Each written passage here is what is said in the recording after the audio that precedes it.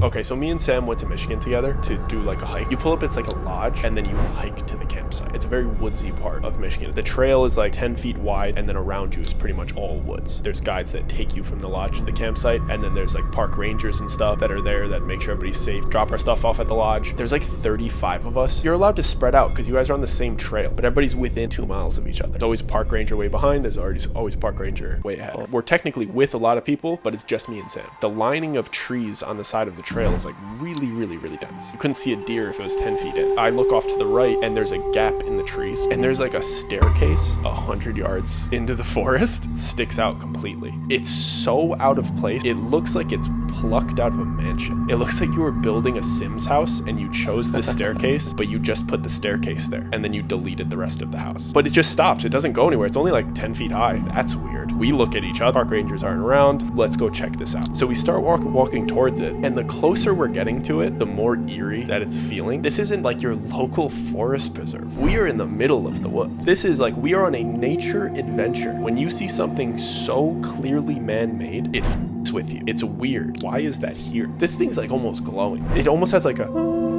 It was almost like I was getting like intrusive thoughts. Everything in my head is saying like go up these stairs, but I just run up and I just hop on the first stair, and I have my hand on the railing and both my feet on the first stair. This is where it gets weird. The second I got onto it, it almost felt like it had like a little like light vibration to it. I felt it on my feet and on my hand, tingled a little bit. I'm like laughing, I'm like giggling, oh this is like really weird. And then I'm inspecting the staircase. It has carpet on the stairs. The railing's white, the carpet's blue, like a royal blue, and there's no debris on it. There's not a leaf, there's not a sprinkle of dirt, bro, there's not a bug crawling on it, there's not a blade of grass on it. I'm like giggling and kind of just like talking out loud, super weird, like trying to be like giggly about it. But the longer that I'm on it, it starts feeling wrong. It almost starts to feel like a trap. Part of my head is saying keep going to the top, and then before I climb to the top of the stairs, I look back at Sam, and Sam is looking at me like he's horrified. Like he's looking at me like I have like a gash on my face, clearly distressed. And I'm like, and then I look back to the top and I'm like, should I still go to the top, right? Intrusive thought. And he grabs me by the hood and he like yanks me off the stairs really hard, and I'm on my back on the floor. He immediately goes up to me, he's like, are you okay? Yeah, dude, why'd you pull me so hard? He's like, no, are you okay? What are you talking about? And this is the part I'm slightly weird and ashamed about. I thought I was on there giggling, and he said I was having like a standing seizure, and I don't remember that. My perspective is laughing, the staircase is vibrating, and I'm looking at this weird immaculate staircase in the woods, and he says my eyes are rolling in the back of my head and I'm having a seizure. So he yanks me off of it because it happened the second I touched it. I feel completely fine. No type of side effect to it whatsoever. He helps me to my feet. He's like, are you okay to walk? Like, do I need to go get help? And I'm like, absolutely not. Let's get out of here, yeah. We hustle back to the trail, we get on it, nobody's around, it's all good. We talk about it for a bit, but I have to convince him that I'm fine. And I do. Like, he's like, okay, like that was super weird. Let's just keep it going.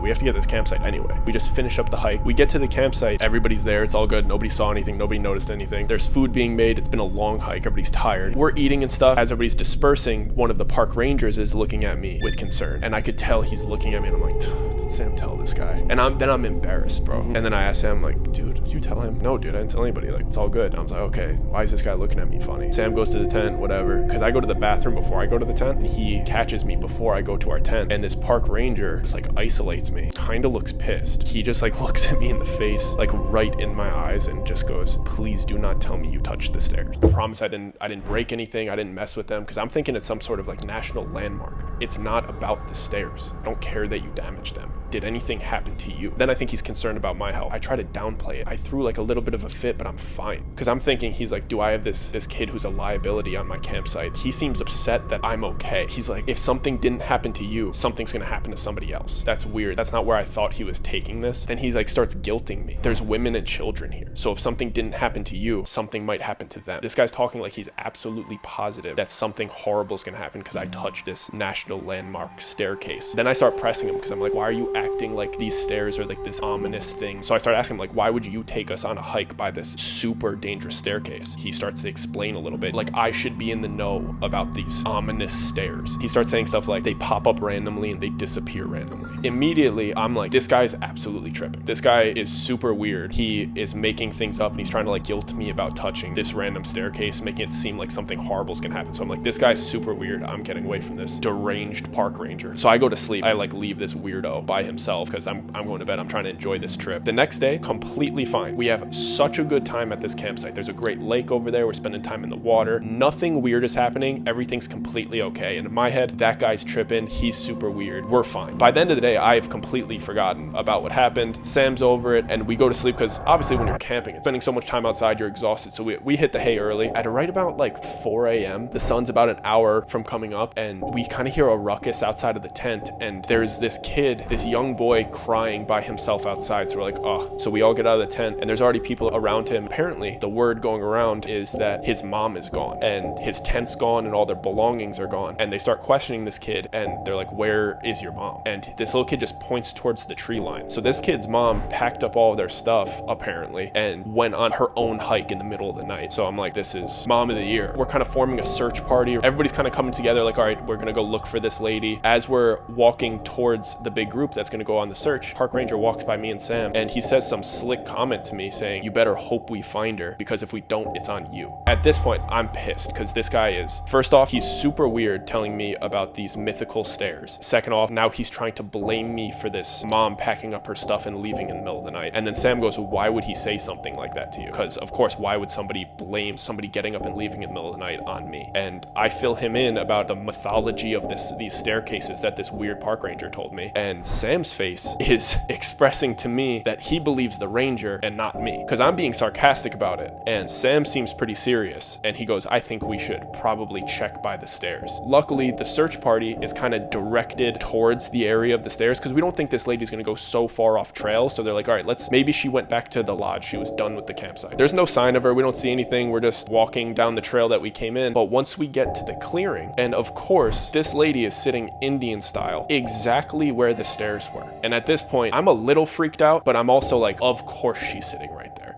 Like, is she in on it too? Like, what's going on here? Why is this lady sitting Indian style exactly where the stairs were and the stairs aren't there? And then my mind starts going like, why am I in this situation where this weird deranged park ranger is in cahoots with this weird deranged mom, and she's sitting at this spot where these weird immaculate stairs were, and now the stairs aren't there? So me and Sam jog up to her. There's already like 3 people up there. And as we're approaching her, I see that she is, mind you, she's only been gone for like an hour and a half tops. And her clothes are like tattered. She looks like she got dragged through the forest. She looks like Bear Grylls after a week in Siberia by himself eating earthworms. And she looks deprived. She looks like she hasn't had water or food. Her eyes are giving psychosis. We get up and there's already people asking her questions. Like, one lady's like, what happened? Like, are you okay? She's just like kind of like rocking. She's going like, what took you guys so long? The guy that's there goes, don't worry, it's only been like an hour, you're safe now. And she just like mumbles out, it's been days. And right then I know, okay, she's crazy. They're still questioning her and shit, but she's not even answering their questions at this point. She's just kind of talking. I only caught a few sentences, and she like mumbled out, it told me you'd come.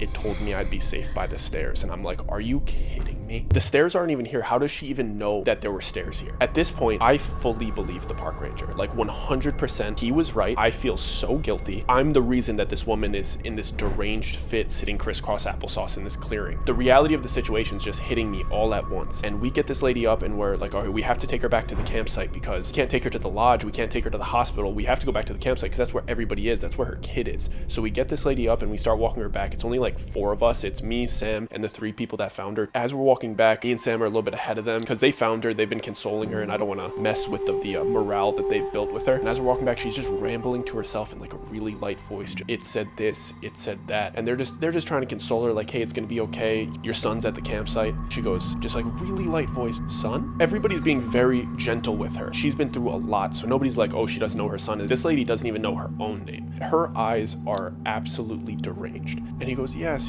Yeah, your son, they just sent the kids on an excursion so nobody would freak out that you're gone. Everything's okay. And she just goes, what's his name? And he goes, oh, your son's named Nick. He's just giving her the answers that she needs to get back to reality. So he's doing a great job consoling her. And as we're walking back, the guilt in me is rising. And all I could think about is how much I want to apologize to this park ranger for, I was kind of disrespectful. I was brushing him off. Everything that he said is happening. Once we get back to the campsite, it's a long walk. I have a lot of time to think about what I'm going to say to him. And right when I see him, When he sees the woman, I swear to God, this man exhales for the first time since I met him. Like, he is so relieved to see that she's alive. And I walk right up to him, man to man, and I just start apologizing. I'm like, dude, I fully believe you. I'm so sorry I did this. Please tell me what I could do to help. He looks at me serious, but he knows I'm being sincere, and he gives me like a kind of a half apology, just recognizing that I'm trying to mend our relationship. He just kind of apologizes for being so hard on me. As he's walking away, kind of sighs out, man, I just needed you to know how serious this situation was. Like, my bad for being so hard on you. I just hate finding kids, man. That hit my heart like a bomb, because he knew something horrible was going to happen. He didn't know if it was going to be an adult or a kid. He said it as if it's happened before and that he's had to find kids like that. And the idea of finding a kid in the same state that she's in was absolutely heartbreaking. So at this point, we're in full get this lady better before her kid comes back from the excursion. We clean her up, we get her food, we get her water, we get her new clothes. We just try to doll her up a little bit so the kid doesn't come back and see his mom in this horrible state. So we're just sitting around the campsite.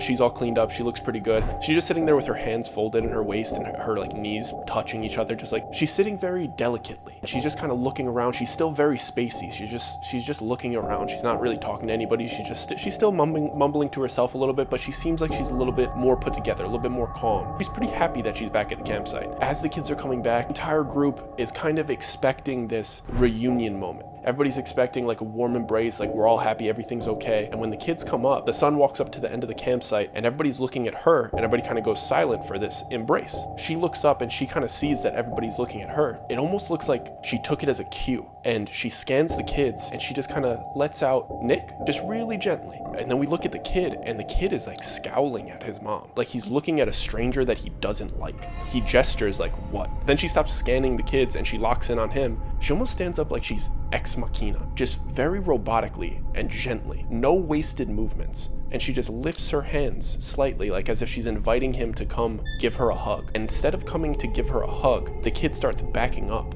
He's like half crying and he says, "That's not my mom anymore. I want my dad." And he runs off. And then I'm looking around the group. It feels so awkward and so tense. The moment didn't unfold how we were expecting. And everybody has this kind of like sadness on their face. And then I scan and I see the park ranger's face. And he's looking at the woman like his world is being torn apart. He's more anxious than I've seen him this entire time. The women at the campsite immediately go up to the mom to start to console her, tell her that kids react to trauma in different ways and he'll get over it and it's gonna be okay. Her face is expressionless, as if she's not even hearing these women and just looking right past them, and her eyes are just following the kid. Everybody else in the campsite starts dispersing because this is the most awkward, tension-filled moment I've ever been in, except for the park ranger. I see him talking to the camp guide. I sneak behind to eavesdrop a little bit to see what he's saying, and he's telling the camp guide to call the father, tell him to come pick them both up tomorrow. I can kind of tell that the camp guide is not in the know, because the way he's saying it, he's saying she doesn't seem fit to drive. He's talking as if he's not aware of the gravity of the situation. The camp guide just says yes, walks off, and I'm still standing behind him, and he just barks out, "Doug, come here." And it was one of those moments that, like, when you're sitting in the back of class messing around and your teacher's writing on the whiteboard and they just call out your name without even looking at you, chills down my spine. I just immediately walk up. "What do you want me to do?" I'm in full soldier mode at this point because this is my fault. I want to help fix it. He starts speaking very firmly. His eyes are completely locked on this mom. He's not even looking at me. And he just goes, "I'll keep my eyes on her. You take care of the kid. The father can't get here until tomorrow. By no means does she interact with that kid until he gets here. Do you understand me?" I go, "Got it." I beeline towards the kid. Mind you, I've been working with kids for years at this point. I know how to build a comfortable relationship with a kid. I'm not worried about it. When I get to Nick, he's playing bags by himself off to the side, and I just walk up. I just say, "Best 2 out of 3. I start cracking jokes. It's easy to make kids laugh. It's easy to make kids forget what's going on. We're having a pretty good time until one of the other kids walks up and just puts both of his hands over his face like this and goes, "Are you gonna cry again?" and starts laughing and runs off. I look at Nick and I go, "Bro, what was that about?" And Nick goes, "I told him who my mom left with last night." "Who did your mom leave with last night?" "I saw her holding hands with a man as she walked into the forest last night." "What did he look like?" And Nick just holds his thumb up and he goes, "His face looked like this," and he rubs the front of his thumb. I have no idea what that means, so I immediately start asking follow-up questions. What color was his skin? What was he wearing? And Nick just goes, "He was pale." Did he have any distinct facial features? Bushy eyebrows, bright eyes, a big nose? He didn't have any of those. His face was smooth. So apparently there's some weirdo in a mask drawing women into the woods in the middle of the night. Got it. I'm internally freaking out, but I don't want him to see that. So I start reassuring him, letting him know that he's safe. We're not gonna let that man hurt him. He's not coming back again. I wanna keep distracting him and giving him a fun day, but I need to go report this back to Sam. So I make an excuse to go back to the tent. I give Sam the nod. We gotta talk.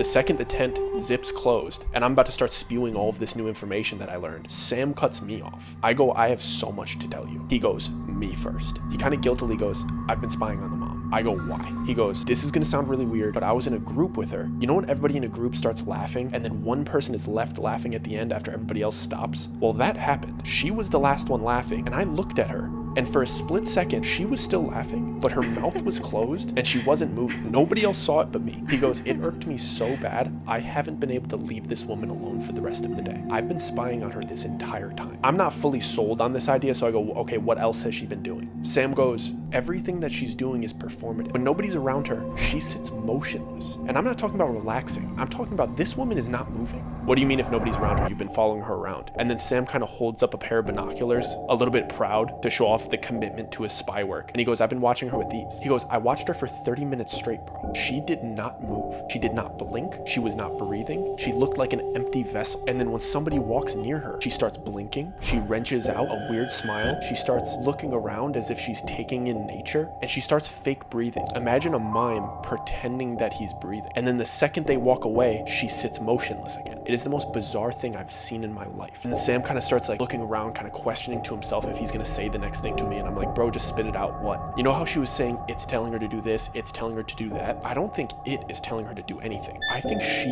is it. I don't even get to fill in Sam about the smooth face man before he goes, we gotta tell the ranger right now. I just oblige and follow him out of the tent, and we pull up on the ranger, and Sam just starts pouring his heart out about all of the evidence that he's found throughout the day. And the ranger's just listening patiently, nodding. And then right when Sam finishes, the ranger just goes, don't worry, boys, we're on the same page. There's no chance I'm letting that thing leave my park. He said that thing. Immediately my head goes, is she possessed? Is it in her? Or is the whole her not her? Ranger goes on and says, you guys have no idea how lucky we are that that kid doesn't trust her. But it is vital that we keep them separate and do not give her an opportunity to manipulate him. You guys need to understand that this thing has one motive, and that is to get out of the park. And the only way it can get out of the park is if it manipulates a loved one to escort it out of the park. We just need to keep doing what we're doing and keep them separate until the dad gets here tomorrow morning. I already told the camp guide to send all the kids paddleboarding all day, so it has no chance to talk to him during the day. You guys need to monitor her during the day and then get that kid to his tent immediately when he comes back. And then we're home free once we get that kid to his father. So before I even get to really digest that new information, me and Sam hustle back to the common area just to keep an eye on her to make sure she's not running off or something. When we get back there, we see that she's not dormant anymore. She's a little bit more active today, and she's just walking around the campsite asking different groups of campers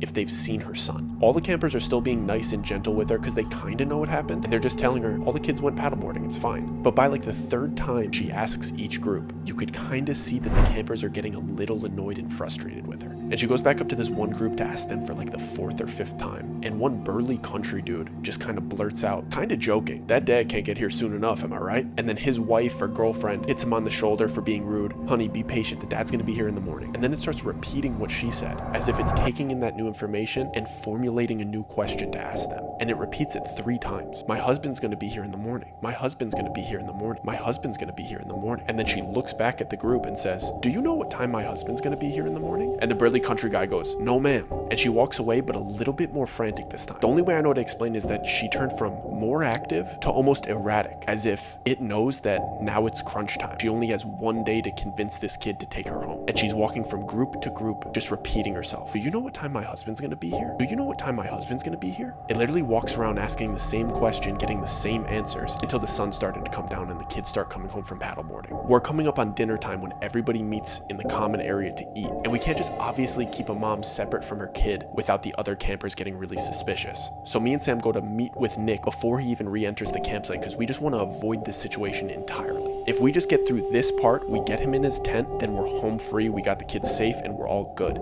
So we're just assuming that it's going to follow the herd to go get food, and we could just go get Nick to his tent and we're good. So I just have Sam go make a couple of plates of food for us while I escort Nick to his tent. But within the couple minutes that Sam is getting our food ready and I'm getting Nick to the tent, it must have slipped away, because when we get to Nick's tent and he unzips it, it immediately pops out and grabs him by the arms and says, you're not going to leave without mommy when daddy gets here. I wish I could say I did something heroic, but I just let out a and I double hand gripped Nick's string backpack because I didn't want to risk touching this thing, and I swung him behind me really hard because I wasn't trying to get into a tug of war with. When I tell you in this moment I was mortified because I was the only thing in between her and Nick, I felt the fight or flight creeping in, and I had to remind myself that this isn't a woman, and if it takes a step forward, I'm not flying. I'm just standing there, and the only words that I could get out are, "You good?" And then it just says kind of softly and menacingly, "We need alone time. Don't make me scream." I bark at Nick to go get the ranger because the only thing I want in this moment is an authority figure here that isn't me, because I have no idea what this thing is capable of, and the ranger does. So Nick books it, and I'm just frozen there, staring at this thing, waiting for it to scream and make me look like an absolute creep in front of the entire camp. But it just stands there for a few moments with its eyes darting around like it's searching for something in its head, almost as if it's trying to remember something. And just like that, its eyes lock onto me, and I damn near brace for impact, because I think she's gonna let out this horrific scream, and I am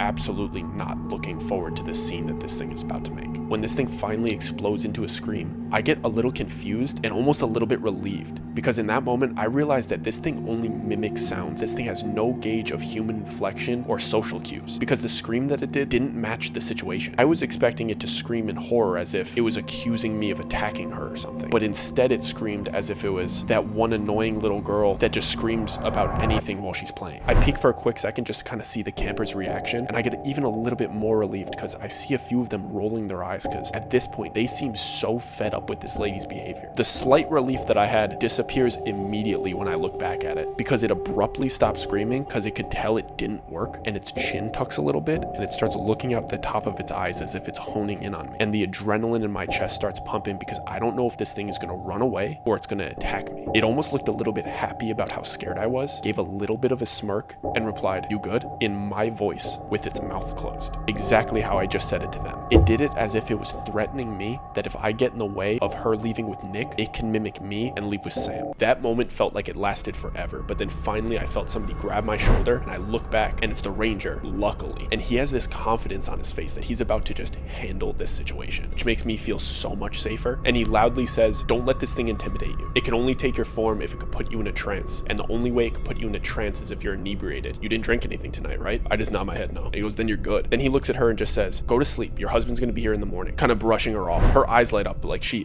likes what he just said, and she almost scurries back into the tent. And as we're walking away, I hear her repeating herself almost joyfully, "My husband's gonna be here in the morning. My husband's gonna be here in the morning." We start walking away, and I see Sam walking up with the plates of food with a look on his face like, "Hey dude, what happened?" The ranger tells me and Sam to come eat dinner with him, and that we deserve a little bit of an explanation. As we're walking to where he usually eats dinner, a little bit away from the other campers, I see Nick in between two camp guides, and he's safe, so I'm a little bit more relaxed at this point, and the questions start flowing in my head that I'm about to ask this guy, because I have 1,000 of them. When we sit down, the first question that comes to my head is, "So you know what that thing is then?" Then he says, "Kinda. All the other rangers call them mimics. I've heard plenty of stories about them, but I've only had one other personal experience with it. My working theory is that interacting with the stairs almost calls to them like it's this personal hotspot, because incidents like this are few and far between, but whenever the stairs are involved, it feels like it attracts everything. We're very fortunate that we had a lucky draw with the mimic, because it could have been something so much worse." My brain immediately goes, if we're lucky with this thing, what else is in this park? But the ranger just keeps going on with his story before I get to spew all of my questions. But what we do know is that these things target people that are under the influence. The last time I had to deal with one, it tricked this hippie guy that came here by himself, and he basically just toked the whole time, so he was an easy target. And I was the one that saw him walk into the forest with it. I thought about chasing them and intervening, but once they hit the tree line, it's almost like they dissolved into the woods. In my head, I'm like, that's exactly what Nick told me, so this ranger is definitely onto something. The ranger goes on and says, when the hippie wandered back into camp, he knew it definitely wasn't him because he was talking super formally, and this guy was the opposite of formal. Everything that he did was super laid back, chill, hippie vibe, and when he came back speaking very eloquently, asking very specific questions in a monotone way, I knew something was off. He started walking around the camp asking everybody who he came here with, and he was trying to figure out if he had any loved ones or family nearby. But before he got taken by this thing, he was very open with me and everybody else that he was a traveling nomad and he had nobody really significant in his life in general. And when all of the other campers started their hike back to the lodge, he wouldn't leave the campsite. And when I told him that I couldn't leave the campsite without and that he was my responsibility to take home, he said he can't leave the campsite without somebody that loves him. It got really frantic and was pleading with me to call somebody for him, but I told him that he didn't even put anybody on his emergency contact form and there was nobody to call. I remember seeing the defeat on this thing's face, and then the last thing it said to me was, I ran out of time. And then he backpedaled towards the tree line, and it was almost as if his face dissolved and he shriveled up and became a part of the forest. And then 2 days later, we randomly found the hippie at the bottom of a pit about a mile off the campsite, and the autopsy said that he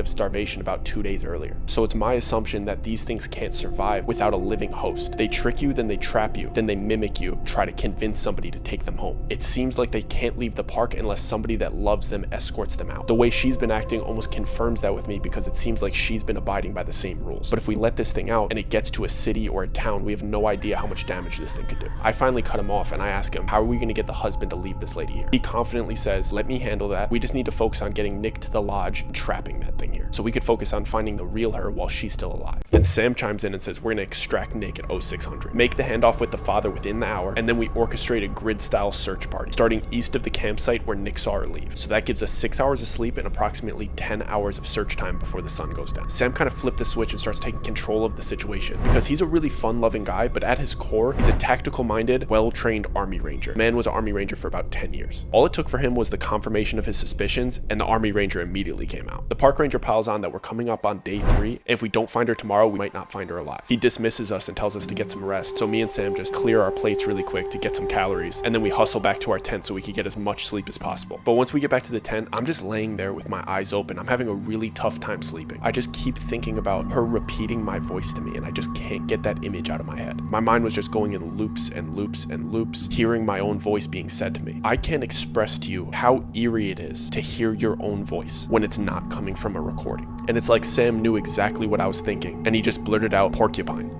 And I was like, what, bro? And he says, that's our safe word, porcupine. If at any point we get split up or something crazy happens, you just ask me what that safe word is so you know it's me. He goes, got it? I say, got it. Having a plan set to be able to recognize each other gives me just enough relief to fall asleep. But it sure did not stop me from having nightmares all night. I abruptly woke up the next morning right as the sun was coming up, and I saw Sam was already getting ready. So I jumped up to catch up, because every moment that we're still here, that woman is still out there in the woods suffering. I get ready like I'm late for the first day of school. The ranger's already at the edge of the campsite with a really groggy Nick, having him climb into one of those off-roading golf carts. Thank God he had a vehicle, because I was not looking forward to a 15-mile hike there and back, and then a search party. Me and Sam jog up and we just hop into the back seat quietly, because we are just trying to execute this mission and get this over with. When the ranger turns the engine on, we just hear a zip and she comes storming out of her tent towards the golf cart. We start driving away, and it's a little bit of a downhill. So once you're about 30 feet away, you can't see over the ridge to the campsite anymore. But you could see her storm up to the edge of the trail and just stand there. This woman looked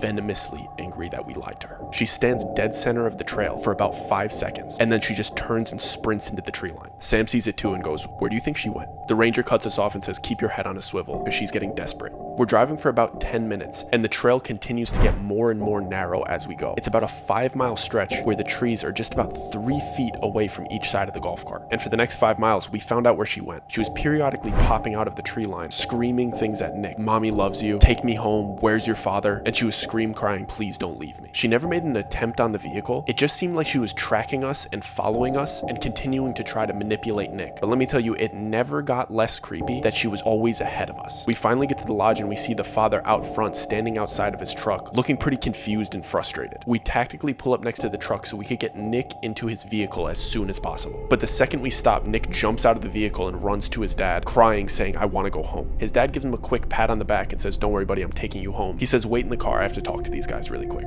We walk up and he very frustratedly asks, are you guys going to tell me why I had to rush here first thing in the morning? I have no idea what we're going to tell this guy and how we're going to rush him to leave. But the ranger quickly replies that every child on his campsite needs to be accompanied by a responsible adult. As the father's asking where the mother is, she pops out of the woods, hustling up to us, announcing to the crowd, finally my husband's here. She's walking up to him, starting to approach him, kind of looking maybe for a hug or an embrace, and he puts his hand up and starts backing up towards his truck. He says, I cannot believe you right now. And she just replies in a kind of sad voice, I just want my husband to take me home. He talks over and says, Kristen, don't play that. We've been divorced for over a year. He starts scanning her. He's looking her up and down. He has disgust on his face. And then I take a look at her. She's looking really drawn out, sleep deprived and exhausted. In that moment, I can't help but to think, is she a mirror of the real Kristen? But the father cuts off my train of thought and says, you promised me you were done drinking, and I gave you 1 week alone with him and you can't keep yourself together. She gets like a little whimper out. Can you please just drive me home? And he says, absolutely not. Pull yourself together and take yourself home. He storms into his truck and drives off, and I can't believe that he did our job for us. And for just a brief second it felt like we won, until she takes off sprinting back into the trees. It takes one look at each other and we all have an understanding that she's trying to beat us back to camp so she could switch into somebody else before we get there. That moment of relief immediately turned into the most bumpy, chaotic, off-roading experience of my life. Because we have no idea how long it's going to take her to get back, but we know even at our top speed, it's going to take us 40 minutes. The ride back was far too loud for us to talk or have any type of conversation. So I'm just in my head thinking, what are we going to do with her when we go search for the real her? Because what's the point in finding Kristen if we come back and it found a new host and we have to go through the same process all over again? When we pull up to the campsite, I'm damn near expecting this thing to be dragging somebody else into the woods with how desperate it looked when it was running away. But to my surprise, the campsite is completely vacant. Sam just blurts out,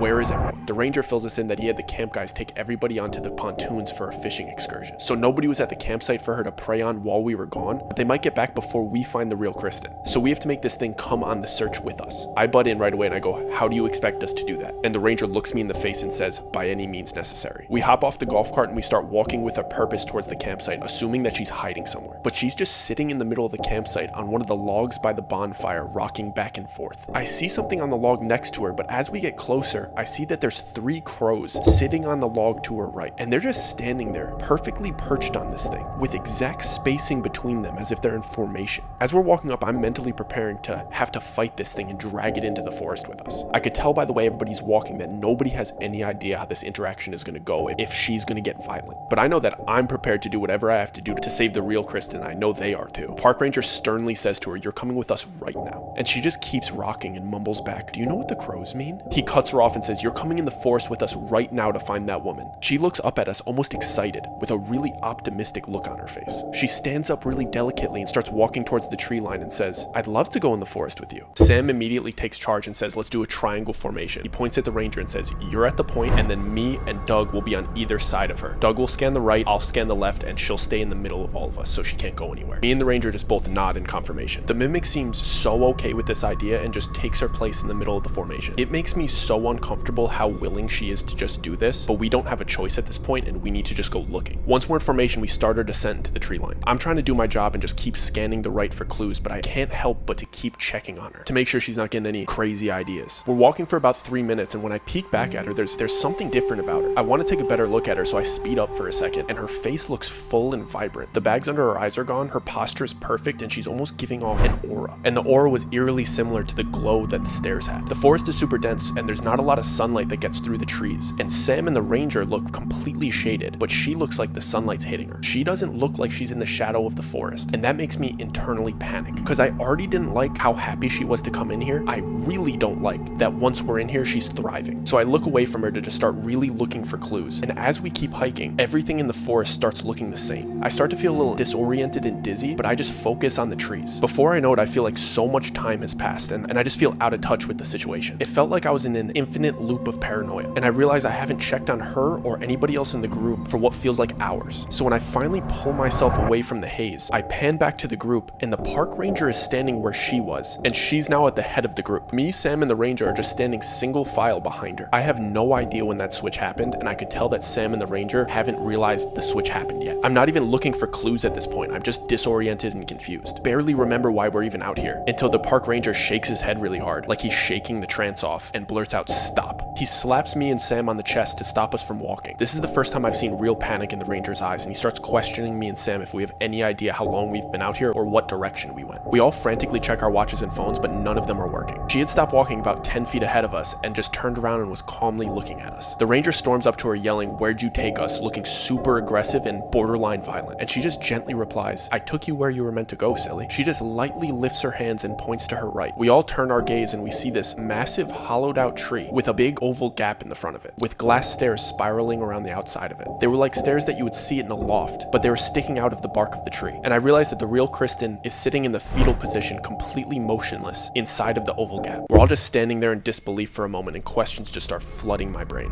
Why would this thing take us directly to Kristen? Is it surrendering? Is it a trap? trap? Was it planning to lead us here the whole time? I take a better look at the tree, and it's giving off the same illumination that her and the first staircase were giving off. I start to get those intrusive thoughts again, and I feel oddly drawn to it, but I know better than to act on them because of the first time. I look back at the other guys to see the reaction on their face, but when I look at Sam, the mimic is right next to him with her hand on his shoulder, whispering in his ear. I didn't even see this thing walk up to him. I take a step towards them, but before I could even get a word out, it whips its head towards me and mockingly says, "Porcupine." Sam's eyes are completely glazed over and he's just staring at the tree motionless. She takes a slight pause, tilts her head mockingly, and takes her hand off his shoulder, and he immediately starts sprinting towards the tree. He gets a little bit of a head start on me, but I start chasing him right away because I could tell that something's off. As we're getting closer to the tree, I could tell he's not sprinting towards Kristen, he's sprinting towards the stairs because the direction that he's sprinting is like 5 degrees off from the oval gap. I close in on him and I get one hand on his bag. I was slowing him down, but I couldn't stop him from getting to the second step of the stairs because of the momentum that he had built. And once he touched it, I felt the stairs give off a vibrating pulse with each step. It was like somebody banged a drum the moment each foot hit one of the steps. I get my second hand on him and I rip him off the stairs once I get enough traction on my feet. I get him to the ground and I have to restrain him with all of my strength because he is trying as hard as he can to get back to these stairs. Sam is not a small or feeble guy by any means, and I have to use all of my strength to restrain him. But he's not fighting me. He's not hitting me. He's not pushing me. He's not even looking at me. His eyes are just fixated on the stairs and he's just clawing to get back to them. It gets to the point where I don't even think I could restrain him any longer until he just suddenly stops and goes limp. His eyes revert back to normal and he just looks at me and goes, "What happened?" He seems okay, so I look up to see what stopped him, and I see the ranger pulling Kristen out of the tree. It seems like the moment he pulled her out, he stopped.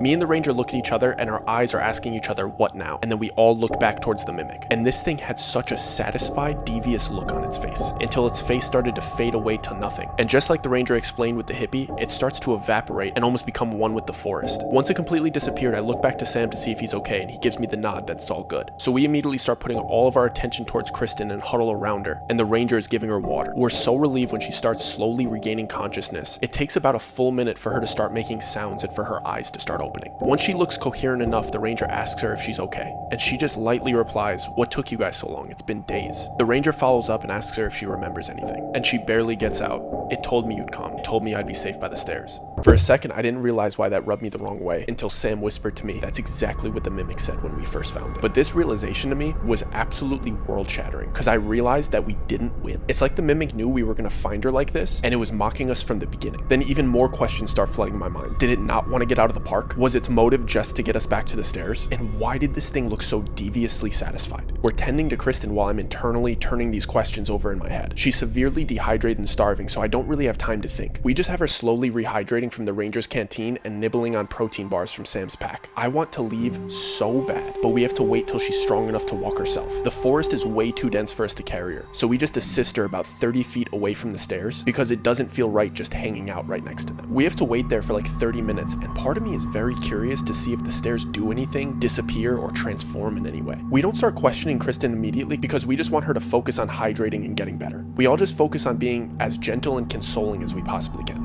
I could tell we all don't want her to see how shaken up we are because we just want her to feel safe. Once she seems calm and content enough, we all kind of huddle up to start our game plan. Our phones are working now, and even though the data's kind of spotty, we could see that we're only about a mile away from camp. Once I let them know that we're only about a mile away, I could see it in their face that we had the same exact experience because they're as surprised as I am, because it felt like whatever the mimic did to us went on for hours. But before we could start talking and get into detail about any of our experiences, Kristen speaks up. Of course, she's asking to see if Nick is safe and okay. At this point, she's standing up and seems okay to start walking. So we all walk over to her and ensure that Nick is safe with his father. We calmly explain to her that we didn't feel safe having Nick at the campsite while we were still looking for her, just in case he tried to run off and look for her himself. She had a little bit of a shame in her face, but she nodded and accepted that as a pretty reasonable explanation. The ranger gently asks her if she's okay to start walking back to camp, and she nods obediently. So we gather all of our stuff and start walking for about 20 feet before the most putrid, heinous, sour, rotten smell hits my nose. It's like I took a whiff of the strongest smelling salt with how it shocked my system. I know that we all smell it at once based on everybody's body language. I immediately whip my head around to see if the source of it is the stairs. And of course, the stairs are nowhere to be found. And the ranger looks at us and quietly but sternly says, "We need to leave right now." We all feel guilty rushing Kristen after all she's been through, but it's clear that the ranger feels like we need to leave the area with a sense of urgency. So we really start picking up the pace and moving, but it feels like the smell is following us. It smells like a mix of sour sewage, rotten meat, and sulfur. over. After 5 straight minutes of it not losing any intensity, I ask, what is that smell? Sam replies quietly because I don't think he wants Kristen to hear, and he says it's a carcass. He says it with a certainty that I know it's from experience from his days as Army Ranger. I whisper back, what, are there carcasses everywhere? Because I don't see one. The Ranger cuts me off and says, it's following us. But he says it in a way that Kristen wouldn't be able to tell what he actually meant. But me and Sam knew what he was implying. And the look on his face was also implying that we should be quiet. He finished our whispering conversation by saying, if you see antlers, keep your head down and keep walking. I know I can't reply verbally, but internally I cynically joke, great, I don't just have to worry about magical stairs and a faceless mimic, now I have to worry about a territorial stinky elk. With all the wild stuff going on, I momentarily forgot that the most dangerous thing here is still Mother Nature. And the last thing that we need is to be rushed by a 600-pound elk. We get through most of the hike back with 0 complications. We could start to see the edge of the campsite through the trees. We're only about 100 yards away from the finish line when we hear an elk scream coming from behind us. If you've never heard an elk scream, it's horrifying and borderline human-like. I encourage you to look it up on YouTube. We start to pick up the speed a little bit until we're about 20 feet away from the campsite. The elk starts to let out a second scream, but the tone changes a little bit, a half second into the scream.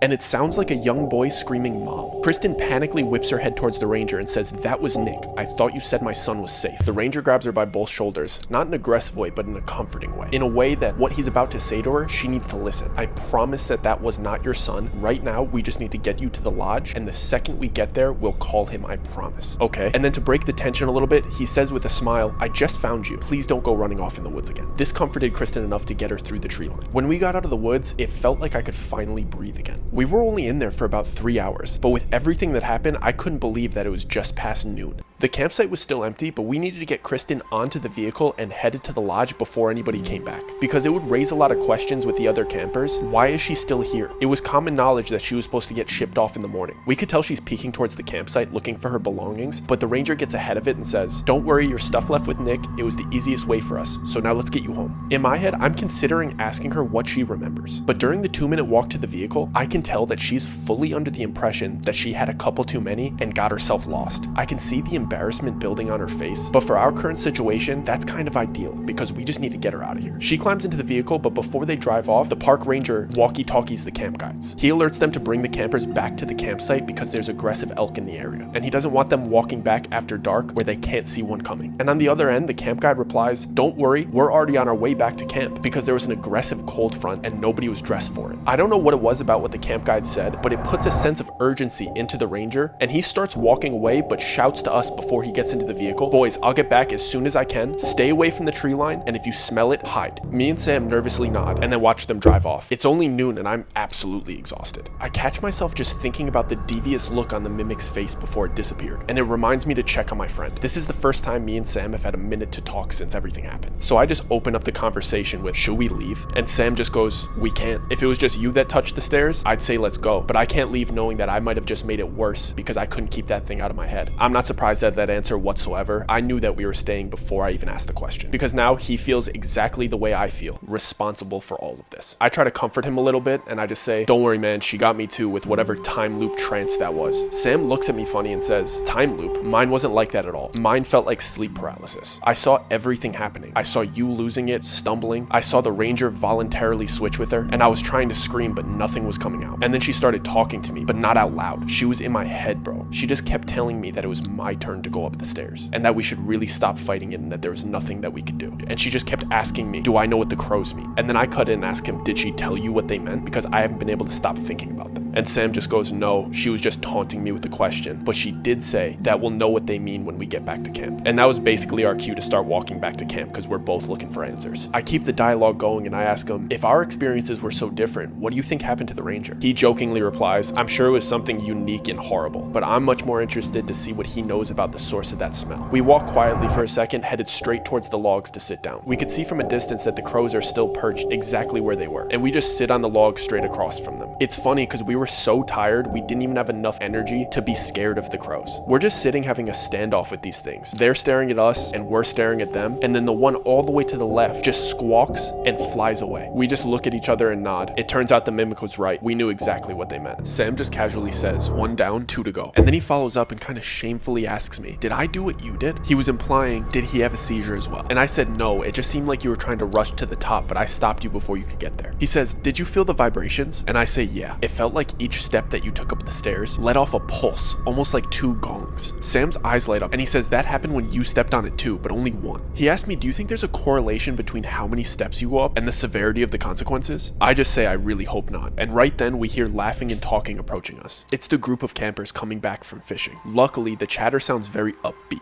So that gives us a little bit of relief because we know nothing bad happened to them while they were out there. Me and Sam do our best to shake off all of our stress so we don't alarm anybody coming up to us. We're just having small talk with everybody while everybody's unloading all of their gear before everybody gets together for lunch. Once everybody's settled in, one of the camp guides starts going around and he's doing a head count and he shouts, "We're 1 short. Everybody look around. Who's missing?" Everybody looks around to their immediate family and friends, and then 2 guys speak up playfully. They're both early 30s, like real outdoorsman types. And they say, "Don't worry guys, that's just our buddy Pete. He was too good to go on the pontoon because he's a fly fisher. So he's fishing right off the shore. We'll go grab him in a minute." Everybody else seems pretty happy with this answer, but me and Sam don't like the idea of somebody by themselves with everything that just happened. The camp guide says go grab him and asks if anybody else wants to go with him. There's a couple elk in the area, and the bigger the group, the more likely the elk is to mind his own business. Sam puts his game face on and with a big smile he says, "We'll go with him. We've been stuck at the campsite all day. We could use a walk." The camp guide seems okay with that idea and just says, "Hurry up. The food's gonna be ready in 20. It feels so weird to me that Sam and I have to act and pretend like everything's okay. And part of me is kind of envious of the other campers, their ignorance of the situation. This was supposed to be a fun trip, but now it just feels like an undercover horror story. We all stand up and start walking, and we're just introducing ourselves to each other. And these guys turn out to actually be really cool. It was pretty refreshing to have a normal conversation for a bit. The guys' names were Joe and Tom, and they explained to us that they're on a guy's trip, and that their buddy Pete is really into fly fishing. Joe is really into hiking and sightseeing, and Tom is really into hunting, and they absolutely live for trips like this. I start to get even more envious because they sound like they're having such a good time. But hanging with those guys for a bit and cracking jokes is exactly what I needed, because I almost started to feel okay before we made it to the lake. As we were closing in on it, the ground started to have a frozen crunch to it, and I got blasted in the face with what felt like a gust of winter wind. It was only mid-October, and this type of cold felt like deep winter. It felt so unnatural for this time of year. The edge of the lake has a 1/4-inch layer of ice on the top, and it extended about 15 feet into the water. I didn't like that one bit, and Sam's eyes looked as concerned as mine.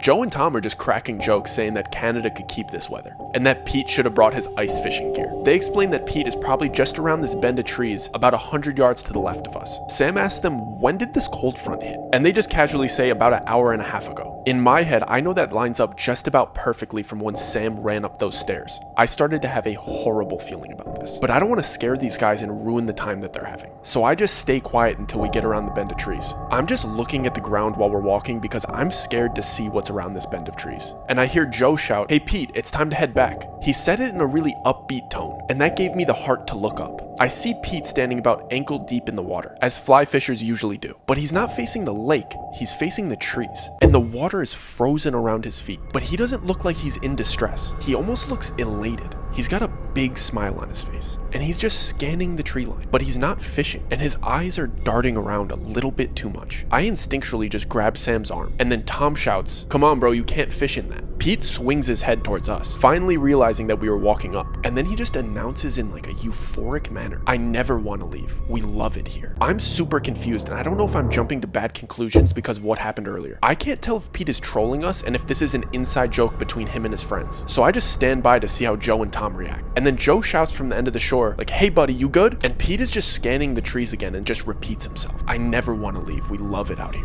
Sam butts in and says, "Hey guys, I think the cold front hit him hard and he's a bit delirious. We gotta get him out of there." He said it firmly, but not in a way that would strike panic into Joe and Tom. They start to walk in the water and the ice breaks. And Tom immediately says, "Oh guys, we gotta get him out of here. The water's freezing." Who knows how long his feet have been in there. They put one of his arms around each of their shoulders and they lift him out of the water. And then they high step back to the shore because the ice is cracking in each step. I'm even more confused because Pete doesn't seem uncomfortable at all. He seems so happy, but I look at his shoes and they just seem like regular hiking shoes. So I touch the water with my fingers and it's gotta be under 40 degrees. So there's no way he could have been standing in that this whole time. Sam says with a little more urgency, "We need to get him back and check him for frostbite right now." Tom and Joe seem a little bit more concerned and they're asking him if he's okay, and he just seems so happy. And he's just saying, "Of course I'm okay. I love it out here. It's so beautiful." His delight for this situation is damn near spiraling me into a panic attack, because once I got a closer look at him, his eyes had a similar glaze to Sam's eyes when the mimic had him. Tom and Joe have him on each shoulder, and then me and Sam grab each of his legs so we could carry him back to camp efficiently without him doing any more damage to his feet. He doesn't seem to mind this at all, and he's just saying things like how beautiful things are out here and that we should have seen it. Once he said we should have seen it, me and Sam look at each other and I could tell that he's asking the same question that I am. What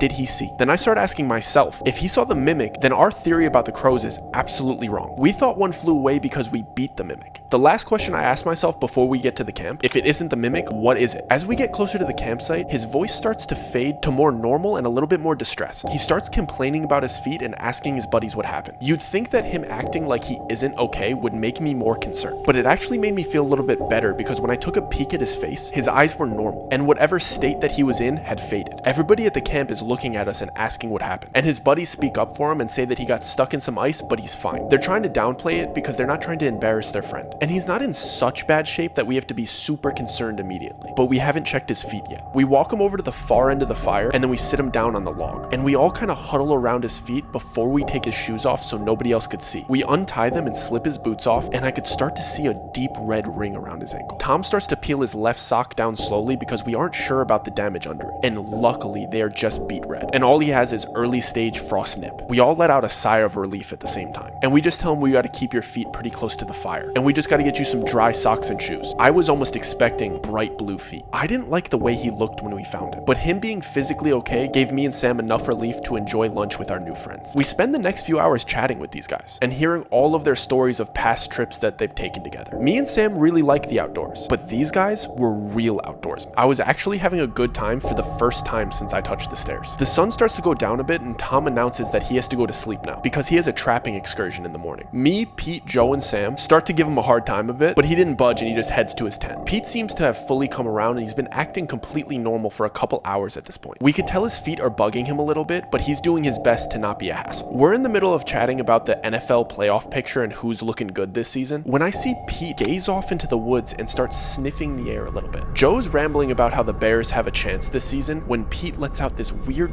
groan and he's saying, "Do you smell that? It smells so good." The way he said it really rubbed me the wrong way, and right then that smell from the woods hit my nose. And then Pete announces, Joe, look at that beautiful moose." I see Joe look into the tree line right behind us, and then his eyes just go up as if he's looking at something 15 feet tall. Pete's eyes look exactly like they did when we found him at the lake. Joe is sitting motionless staring, and I see his eyes changing too. I could hear something behind me breaking twigs and bumping into branches, and whatever it is talking. It's whispering in an unnatural cadence. The voice sounded distorted and almost croaky. It's like it was multiple voices talking over each other in an eerie run-on sentence. It's like its words were layered like a symphony, so I couldn't make out what it was saying. Then Joe blurts out with the same disturbing optimism in his voice, "Well, isn't that thing lovely? Come on, boys, take a look." I was frozen just staring at Joe until Sam slaps and grabs my knee and says, "Head down." I immediately look at the ground beneath my feet. Everything in me is telling me to run, and I just hear the ranger's voice in my head. "If you smell it, hide." I whisper to Sam, "Bro, we need to hide." He whispers back, "It's already here. Remember, if you see antlers, head down." For the first minute, I feel like at any second this thing is going to charge us from behind. But the worst part about all of it is how Pete and Joe are acting. They just keep announcing things like, "It's so beautiful, you guys have to see it. Just turn around, fellas, you guys are going to miss it. It's right there. All that beauty is right behind you. It's so gorgeous." And then the one that really threw me off, Pete goes, "Come on, guys, it just really wants you to look." This went on for over 10 minutes. Me and Sam are just squeezed together on the log with our head between our knees like a tornado drill at school. And these two guys are just trying to coerce us into turning around. And they're not even acknowledging that we're basically in the fetal position with our arms covering our heads. We were hanging out with them for hours before this. And these two guys are both extremely socially intelligent. We were having nuanced conversations and they were picking up on subtle sarcasm and facial expressions. But now they're just completely out of touch, delirious and aggressively optimistic. These guys are completely in their own world. We're almost 15 minutes in and they both go completely quiet. I could see Joe's feet walking over to me, and then I feel a firm grip on my left wrist. I'm ready to blast double this guy and bury my forehead into his chest so he can't pry my eyes open to look at whatever is behind us. But he just gives my wrist a light shake, lets go of it, and calmly says, "It's time for bed, guys," in a completely regular, groggy voice as he walks away towards the tents. I peek up towards him. I see Pete limping towards the tents too. I don't hear the voice anymore behind me, but I can't tell if the smell is gone or if it's just burnt into my senses. Sam grabs me by the tricep and picks me up and says, "Head down towards the tent." I want to run towards towards the tent, but I don't want to catch up to Joe and Pete. So we just slowly walk behind them until they're at their tents. And he just calls back to us and says, "Night, fellas," as if what just happened didn't happen. Once their tents are zipped up, we beeline towards our tent. We get into our tent and I don't even know what to say. I see how exhausted Sam is and I feel how he looks. This has been absolutely the longest day of my life. Mind you, we were up at sunrise dropping Nick off to his father. We spent the afternoon searching for and saving Kristen, and the early evening carrying Pete to the tent and tending to his feet. And the second things feel like they might be getting better, we get ambushed by our new friends and their obsession with this moose. Me and Sam don't even have the energy to talk over what just happened, and I fall asleep within moments of lying down. I wake up to the sound of a vehicle being driven up to camp. I was having a surprisingly pleasant dream, but once the dream state faded, my mind flooded with all of the events of yesterday, and all the peace that I was feeling while I was dreaming was completely overshadowed by waking up back into this nightmarish reality. It hits me that this vehicle must be the ranger returning back to camp. So I just jump to my knees and shake Sam awake, and I say the ranger's back as I get ready to go find him. We hustle over to him as he's getting out of his vehicle, and I could see that he can tell that something's wrong. I realize that as I'm walking up to him, I'm very upset with him, and I guess Sam was too, because Sam just barks, "Where have you been?" And before he even gets the chance to answer, I follow up. I say, "You didn't tell us it was gonna follow us to the campsite." He puts both of his hands out, gesturing us to calm down, and he says, "I'm sorry, I'm ready to tell you everything I know."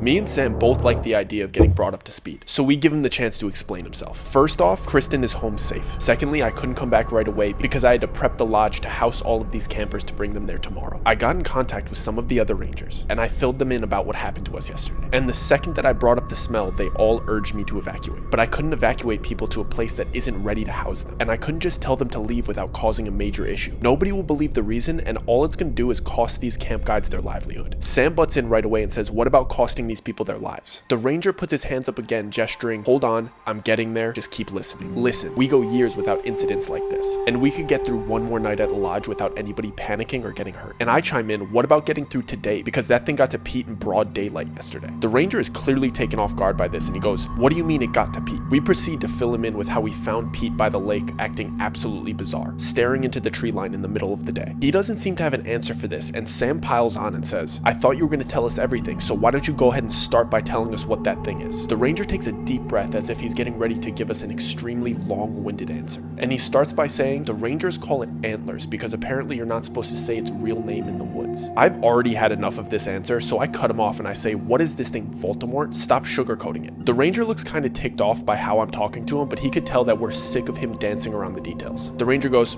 "Okay," and points over to the camp guides and says, "Do you see them? Do you want to know the difference between me and them? The only difference is that I saw something that I wasn't supposed to. I signed up for this job because I love these parks, and I wanted to share my love for nature with anybody that was curious. But when you spend enough time out here, you start to notice things that don't make sense. You start to see stairs that shouldn't be there. You start to see swings that swing by themselves, and doors that lead to nowhere. And then you start asking questions. And then once you start asking too many questions to the only authority figures above you," as he points to his ranger badge, "you get taken into a private meeting with all the other rangers. And then you take an oath to protect people from any harm that is hidden in these woods. You get sworn to secrecy for all the information that they're about to tell you. But you realize almost immediately that all of the information in this room comes from word of mouth and stories from other rangers' experiences. So I only know what I've been told or what I've seen for myself. There's some things like the stairs that are common and have similar patterns to other rangers' stories. But most of the stuff that happens out here is incredibly random and makes little to no sense." I don't know what me and Sam were expecting. Part of me wanted him to have like some little notebook that had a list of every entity and their weaknesses. But this guy's almost venting to us about his frustration about knowing so little. So Sam speaks up and says, "So basically you're telling us that you know as much as we do." He shakes his head and says, "No, absolutely not. I have an encyclopedia of stories from other rangers in my head. And there's some things that we have a good grasp on how to handle. But as far as what's happening in these parks as a whole, all of the rangers have completely different theories." I still feel like he's dancing around our question, so I just bluntly say, "So then what are the theories?" I could still see frustration on his face, and I could tell that he kind of doesn't want to be shamed for his theory. And he starts getting slightly defensive. He says, "Listen, I don't believe in Sasquatch or the Mothman, or that heebie-jeebie Native American folklore. Some of the other rangers buy into that. But I think these things are legitimately demons. And I think these demons have certain rules that they need to abide by. And I think that when you interact with these obscure traps that they set in these forests," and then he gestures to me, insinuating that me touching these stairs was me falling for a trap. they almost get permission in some weird way to cross over into our plane. And then Sam asks the obvious question. Okay, then what did I let loose and what did I give it permission to do? The ranger replies, like I said, I only know what I've been told or what I've seen. And the smell reminded me of a story that a ranger from the Appalachians told me. He was guiding a hunt with 6 men out in Virginia. He usually only takes people a couple miles in, and they have no problem finding a target. The first 5 guys got their bucks in the first 2 days, but the last guy in the group said he just saw a big buck right over a ridge and basically begged me to help him track it. He said it was absolutely beautiful and trophy worthy. So I took everybody a couple miles further into the mountains because he seemed so excited about it. But every time we got close, he kept saying it was just a little bit further. And I couldn't seem to find it in my binoculars, but he seemed so sure. We started to get into parts of the Appalachians that I wasn't super familiar with, and I wasn't comfortable taking these guys any deeper into the mountains. And then the guy said, but I see it right there. So I said, if you see it, then take the shot. And the guy paused for a second, then said, but I don't want to shoot it. I want to go with it. So right then I called off the hike and I made everybody set up camp for the night because he was putting everybody in harm's way. And we were so far out that we were going to have to spend the entire next day just hiking back. But that night we were hearing sounds from the woods that I had never heard before. And I made everybody stay in their tents. But the guy that took us on this wild goose chase refused. And he was just lingering, wandering around our camp, talking about how it was right there and that we should all come see it. I knew something was off with his behavior, but the smell that overtook the camp that night was something that I will never forget. And when we woke up the next morning, I found the guy sitting in front of our food storage. He was gluttonously devouring every last piece of food we had. He got through all of the energy bars and dry food, and then he even got through the raw meat that we brought to cook. It was like he had horrible tapeworms and an insatiable hunger. Once I saw the way he was acting, I immediately called off the hunt, and I had to stop the other guys from assaulting him because he just single-handedly put us in a survival situation. And the only thing that calmed them down was when I said we need to head back now because we don't have enough food for 2 days. He refused to come. He put me in a position that I had absolutely no choice but to leave him there. Otherwise, there was no way we were all making it back because everybody would have starved. And this guy just seemed so happy to stay. So ever since then, the rule on my hunts is that if you ever smell sulfur and see antlers, you leave the area immediately. Me and Sam didn't want to cut the ranger off. We wanted to let him finish his story before we let him know that Pete and Joe were acting eerily similar to the man from that story, minus eating the raw meat. And then we proceed to explain the incident with the moose from the night before. The ranger has extreme guilt on his face at this point, and I could tell that he was not expecting things to go so south so quickly. And then I see some recognition in his face and he asks, didn't they come with a third guy? And then we explained to him that Tom went to sleep before it happened and that he left early to go trapping. Now there's panic on the ranger's face, and he says, we need to go find Tom. The ranger starts to storm off, but Sam puts his hand on the ranger's chest and says, how about instead of running off into the woods again, you start by telling me the rules this thing lives by, so I can do what I need to do to keep these innocent people safe. Because clearly your only priority is to keep us in the dark and keep the money flowing into the camp. I was not expecting Sam to talk to the ranger like that, and frankly, I don't think the ranger was either, because he doesn't say anything. And then Sam continues to pile on. You aren't going anywhere until I see you make sure that everyone in this campsite is accounted for and set up for a safe hike back to the lodge. And then the ranger just starts frantically rambling about how he can't cause panic amongst the campers, and that he's just trying to do his best, but he can't tell everybody everything. And Sam cuts him off again, and he says, you are going to go tell the camp guides to let everybody know that there's been too many elk sightings in the area and it's not safe for kids, and that everybody is packing up and heading out as soon as possible. And then you're going to tell them that elk don't respond well to eye contact, so if they see antlers or smell sulfur, to keep their head down and keep moving. Do you understand me? I'm fully on board for that plan, but I'm not sure how the ranger's going to take these clear orders from Sam. But to my surprise, he just swiftly nods okay. Then Sam says, now, what are the rules this thing abides by? And don't even think about telling me another story. The ranger seems to be surrendering and takes a deep breath and says, well, I don't think this one's like the mimic. I don't think its priority is to get out of the park. I think this one's goal is to lure as many people as deep into the park as it possibly can. But I don't know where it's leading people or what it's capable of once it gets people there. But from what I've heard, it's capable of unspeakable things. Sam sternly says, thank you. Get everybody to start packing. Me and Doug are going to patrol the tree line to make sure everybody stays in the middle of camp. And we all just nod and disperse. I'm so happy that Sam just took control of this situation, because this is the first time it feels like we have a real plan, instead of being stuck in a reactionary loop. Sam cuts off my train of thought and starts giving me orders. No kids by the tree line, and we know where Joe and Pete are at all times. Understood? After about 5 minutes of patrolling and thinking over the events of the past few days, I ask Sam something that's really been bugging me. Bro, how do you think the mimic knew our safe word? He swings his head towards me and says, what what do you mean it knew our safe word? And then I remind him that it said it right before he sprinted towards the stairs. He looks absolutely furious and says, why didn't you tell me that earlier? I immediately get defensive and say, you said you saw everything happen. I thought you heard that too. His anger turns to concern and he starts rifling through his backpack. He pulls out a notepad and starts rigorously writing. He rips out the page and hands it to me. The paper said, I'm sorry I did not remember that. From now on, we don't speak about strategy, we only write it. And then in all caps at the bottom it says, the trees are listening.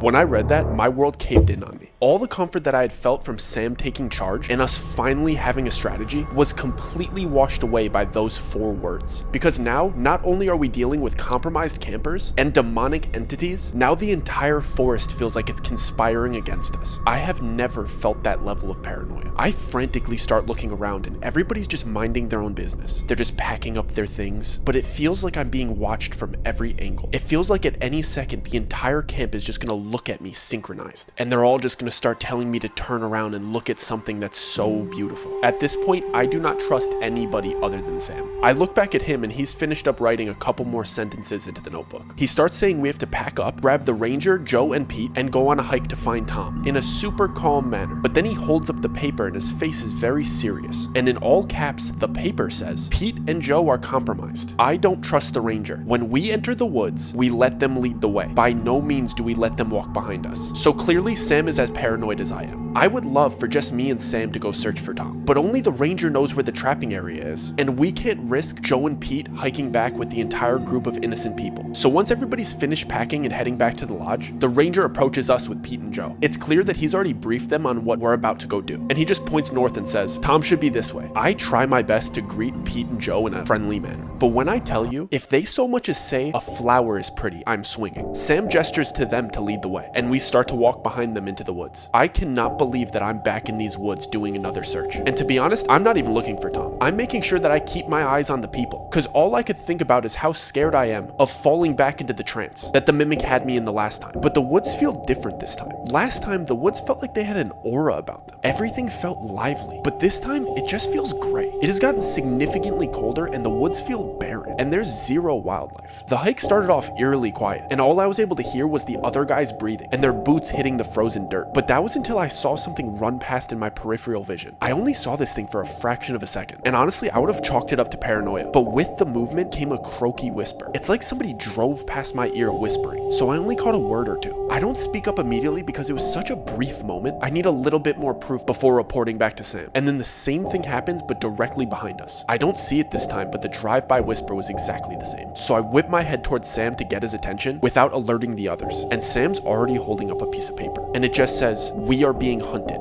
I mouth to Sam because I don't want the other guys to hear me. I say, did you see it? And Sam just touches his ear and mouths, no, but I can hear it. And then I make a gesture implying that maybe we should look down. And then Sam points to his nose and mouths, I don't smell it. So then I direct my attention to the other guys because they don't seem to notice anything. And honestly, that just makes me more suspicious of them. I'm just about ready to grab Sam and start running back to camp when the ranger stops everybody and says, can you hear that? Joe and Pete just casually declare that they didn't hear anything. And Sam is just glaring at them and says, yeah, I bet you two didn't hear anything. And Joe immediately throws his hands up and replies, what is that supposed to mean? Super defensively. Just a minute ago, the woods felt cold and lifeless, but now this situation is filling up the space with a thick, violent tension. They explode into an argument and start taking verbal shots at one another, but I'm so overwhelmed that I'm just standing there, and I just feel like a third-party spectator. I have no idea what's true at this point. I can't tell if Pete and Joe are as clueless as they're acting and just want to find their friend and go to the lodge, or if they're trying to lead us as deep into the woods as they possibly can. As they continue arguing, it just gets worse because Sam is basically speaking in code because he's withholding information from them because he doesn't want them or the trees to know our game plan or the conclusions that we've come to. But the more that they insist that we keep moving forward, the less me and Sam are willing to. At this point, they're looking at Sam like he's absolutely crazy because if it is true that they don't remember what happened last night with the moose and they actually think that we're just grabbing Tom because there's elk in the area and we're leaving, then our behavior would be coming off as absolutely deranged. I'm just standing there watching this altercation escalate with no idea what decision to make or what words would ease the tension, when out of nowhere, all four of them whip their head in my direction. My heart drops, and for a split second, I'm expecting all of their eyes to glaze over and to tell me to turn around and look at it. But I catch something in my peripheral vision to my right. I turn to look at what it is, and Tom is just standing there blank-faced as if he was with us this entire time. Nobody says anything for a few moments, so I know that everybody else is just taking in what I'm seeing. Tom isn't an overweight guy. He's definitely a bit more of a jolly, heavy-set guy with big, broad shoulders and a plump face. He's the type of guy that when he smiles, his cheeks get really big and flush with color. But I'm looking at him right in front of me, and I could see his cheekbones and his orbitals and the striations on his neck. He has absolutely no color to his skin, almost as if he has like a gray hue to him. And the natural joy that he usually has in his eyes is gone, and his lips are completely chapped. They almost look like they're pressed against his teeth, as if somebody's pulling his facial skin back. I don't know if I should feel scared or concerned. I have no idea what to say, but Joe speaks up and quickly asks him if he's okay, and he just lightly nods yes. And Pete follows up and asks him if he's okay to hike back, and he does the exact same movement, yes. Everybody seems to be a little bit thrown off by him entering the group that way, and the drastic change in his appearance. So the tension of the argument completely fades away, and when the ranger suggests that we should all hike back, everybody seems spooked enough to hustle back to camp. Naturally, me and Sam make sure that they start walking first, and that we're behind them. But as we start hiking, I cannot keep my eyes off of Tom, because the way that he's moving doesn't match the way that he looks. This man looks significantly worse than Kristen when we found her, and she was barely able to make it back to camp herself. But Tom seemed to be effortlessly maneuvering through the forest, with zero fatigue or any signs of dehydration. As we're hiking, I'm anticipating at any second to see something in my peripheral, or hear that croaky whisper zoom by again. But it doesn't return. The only thing that's bothering me is that we're having gusts of wind coming from the direction that we're hiking, and every time a big gust occurs, I'm catching small hints of that sulfur smell. I don't even consult with anybody about it, because it's faint enough that this thing is definitely not in our direct vicinity. So I just want to focus on leaving the area as soon as possible. I could see that even Joe and Pete are taking peeks at Tom with concern, but nobody says anything. Thankfully, we get back to the campsite without anything serious happening, and all we have to do is load up our things onto the vehicle, and we are home free. Me and Sam are still behind them. We're letting them load up their things first. Pete and Joe throw their backpacks onto the vehicle, and then they go to gather their tents and sleeping bags about 20 yards away. The ranger encourages Tom to load his backpack as well, and when he takes it off, I realize why he looks the way he looks, and why he's been acting the way that he's been acting. The man is in complete shock, and he has clearly lost a lot of blood. His backpack was covering multiple massive gashes across his back. He was clearly attacked by something, and his adrenaline carried him through that hike. I immediately rush up to him, and then I have him sit on a cooler that we haven't loaded onto the vehicle yet. I have never seen a wound like this, so I'm just acting on instinct. I pull his shirt out of my bag and I just start gently dabbing the wound, and then I just try to reassure him that he's gonna be okay. I frantically grab my water out of my bag and I just hand it to him, then go back to tending to his wound. I tell him that we're gonna go get help, and I insist that he takes a sip of water, and at that moment I realize that nobody else is helping him. Nobody has even said anything. So I look up at Sam and the ranger, and they have fear in their eyes, not concern. I barely get out of my mouth, "Come on guys, please help," and they both just shake their heads no. Then I look back down at his wound, and something just seems so off about it. So I pull up his tattered shirt, and it releases that sulfur odor, and at the same time that I smell it, Tom drops the water and croaks out, "I'm so hungry." I backpedal a little bit closer to Sam and the ranger, and then I direct my attention towards Joe and Pete, who seem like they just saw Tom's wound for the first time. My heart is not ready to give up on him yet, so I yell at them to grab him, and I say, "Guys, we need to get out of here." And like straight out of a nightmare, Joe and Pete smile at me, and Joe says, "Get him out of here. We never want to leave. We love it out here." Sam immediately grabs me and yanks me into the vehicle, and the ranger turns the car on. I start pleading to them that we can't just leave these guys here, and the ranger replies to me with absolute finality in his voice. "There's nothing that we can do, they are already gone," and just starts driving. I just find myself stuck staring at them as we drive away from the empty campsite, and just slightly to their right I see the second crow fly away. Once they're out of sight and we're deeper down the trail back to the lodge, I start to look around at the woods that surround us, and it feels like there's something in the air. The only way I know how to explain it is that it feels like the woods are angry. It truthfully feels like this entire place is conspiring against us. It's a super bumpy and loud drive, so there's no reason for us to even try to talk to each other. But as we start seeing the signs that signal that we're approaching the lodge and that it's within a mile, I could tell that we all start to hear the same loud bangs that are slightly different than the sounds of the bumpy car ride. And the closer that we get, the more it sounds like gongs and drums being hit randomly and sporadically. It's just like the sound the stairs let off when we touch them. The closer that we're getting to the lodge, the louder and more rapid the drum sounds are getting, and it is clearly coming from the direction of the lodge. My mind just starts spiraling because it feels like nowhere is safe. If we stop on the trail, it feels like the forest is gonna lash out and swallow us. If we go back to camp, we have to deal with whatever Tom was turning into. And if we keep heading towards the lodge, we have to face the source of that sound. It's a no-win situation. There's absolutely nowhere to hide. There's nowhere to run. And there's nothing that we could do but face what is at the end of this trail. I'm in the back seat and I'm purposely not looking towards the lodge, but I could tell that we're about to pull up. I hear an audible gasp from the ranger when he sees what we pulled up to. I'm expecting it to be an absolute massacre by the way that he sounded and how quickly he got out of this vehicle. Everything in me wants me to teleport out of this place and not see what I'm about to see. But Sam gets out of the vehicle, so now it's my turn. And against every instinct in my body, I look towards the lodge. And at first, I have no idea what I'm looking at. It's everybody from the campsite just hanging out in the parking lot, laughing and talking with kids running around and playing, like everything is absolutely okay. I'm scanning the parking lot trying to figure out what the source of the sound is, and then I see it. Right where Nick's father parked his truck, there's a structure that all of the kids are playing on. It's like half a playpen with multiple slides, with staircases leading to the top in every direction. And every step one of the kids took on the stairs, it let out that sound, and these kids were all over it, running up and down playing. This thing presented itself like a playset.